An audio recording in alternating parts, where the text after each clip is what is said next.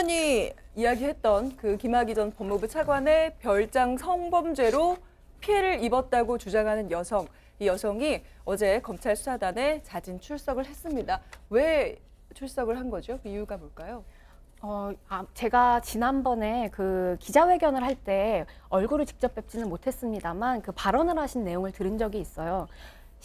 사건이 발생한 지 10년이 지났는데도 아직도 정신병원을 다니신다고 하더라고요. 그러니까 본인의 트라우마가 너무 심하고 이 사건의 해결이 안 되다 보니까 개인이 점점점 이 상처에서 벗어나지 못하는 거예요.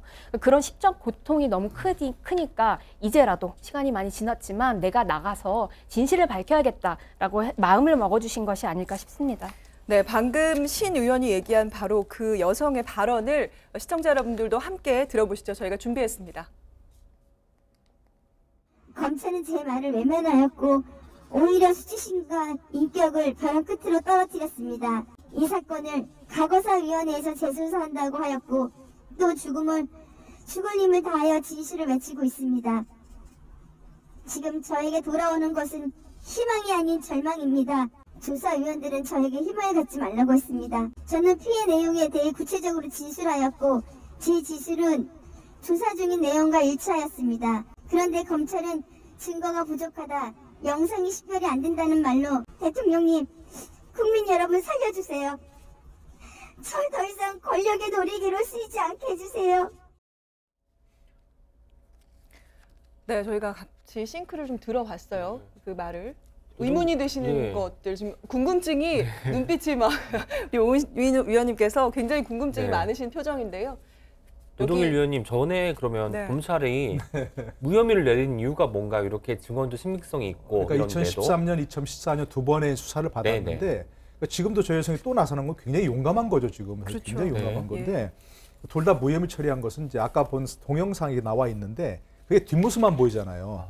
뒷모습만 보이니까 누군지 특정할 수 없다는 것이고 본인이라고 주장을 처음에는 아니라고 했다가 또 말을 바꿨다는 것이고 또 진술도 조금 일관되지 않다.